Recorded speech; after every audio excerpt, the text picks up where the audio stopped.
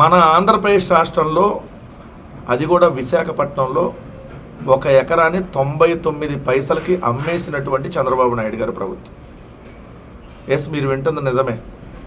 IT hills 3లో Rishikonda దగ్గర 21 ఎకరాల 66 సెంట్లు భూమిని, అది కూడా 1 ఎకరం 100 నుంచి 120 కోట్ల రూపాయల విలువైనటువంటి భూమిని, దాదాపుగా 2200 నుంచి 2500 కోట్ల రూపాయల విలువైనటువంటి భూమిని కేవలం 21 రూపాయలకి టీసీఎస్ అనేటటువంటి సంస్థకి చంద్రబాబు నాయుడు గారి ప్రభుత్వం అమ్మేసింది.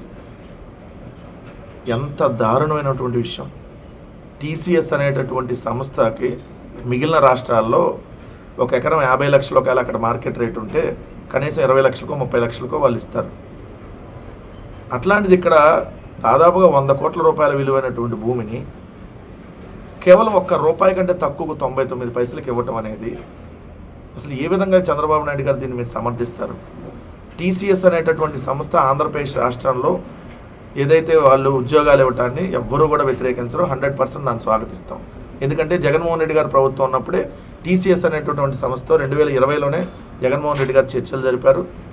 2022 సెప్టెంబరు 21వ తేదీన తాడేపల్లిలో ఉన్నటువంటి జగన్మోహన్ రెడ్డి గారి క్యాంప్ కార్యాలయంలో, సీఎం క్యాంప్ కార్యాలయంలో టాటా సన్స్ చైర్మన్ అయినటువంటి నటరాజన్ చంద్రశేఖర్ గారు ఆల్రెడీ వచ్చి కలిసి ఎస్ ఇక్కడ ఎలా పెట్టుబడులు పెట్టేదానికి సంబంధించి ఆల్రెడీ గ్రౌండ్ ప్రిపేర్ చేసుకుని వెళ్ళారు. సో మేము తర్వాత అధికారం నుంచి దిగిపోయాం, మీరు అధికారంలోకి వచ్చారు. ఇప్పుడు మీరు కేవలం 99 పైసలకు 1 ఎకరాన్ని వాళ్ళకి అమ్మేయటం అని అంటే మిగిలిన రాష్ట్రాలు ఎక్కడా లేదు ఆ విధంగా.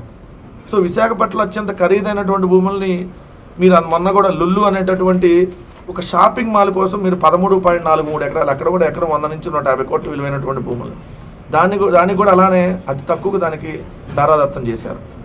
ఇంకొకటి ఉరుసా క్లస్టర్స్ ప్రైవేట్ లిమిటెడ్ అని మొన్న ఫిబ్రవరి 2025లో రిజిస్టర్ అయినటువంటి కంపెనీ, కేవలం 2 నెలలు అవుతుంది ఈ కంపెనీ రిజిస్టర్ అయ్యి హైదరాబాద్ బేస్గా.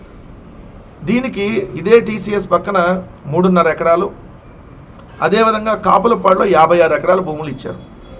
అంటే దాదాపుగా 59.5 ఎకరాలు, అంటే 60 ఎకరాల భూముల్ని అప్పనంగా ఉరుసా క్లస్టర్స్ ప్రైవేట్ లిమిటెడ్ కట్టబెట్టారు. అంటే ఈ రాష్ట్రంలో మీరు ఏం చేద్దాం అనుకుంటున్నారు? విశాఖపట్నంలో అత్యంత ఖరీదైనటువంటి భూముల్ని రూపాయికో లేదంటే 2 రూపాయలకో 99 పైసలకి ఏంటి ఈ విధంగా చేయటం అనేది? మేమున్నప్పుడు కూడా సాఫ్ట్వేర్ కంపెనీలు విశాఖపట్నానికి తీసుకొని వచ్చాం.